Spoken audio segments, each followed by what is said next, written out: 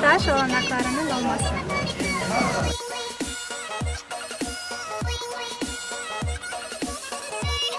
Yabancı dil öğrenme imkanı. İleri teknolojik altyapının olması.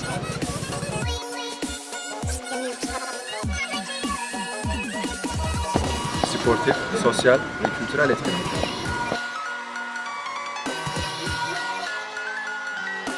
Ücretsiz öğrenme imkanı. Kültürel zenginlik.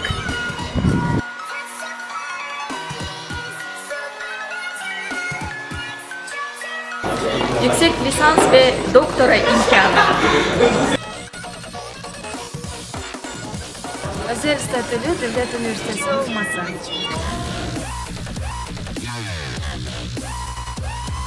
Mezuniyet sonrası iş bulma kolaylığı.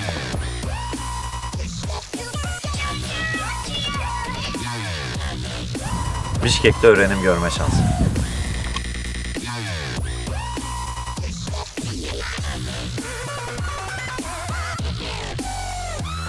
Uygun koşullarda barınma ve beslenme imkanı.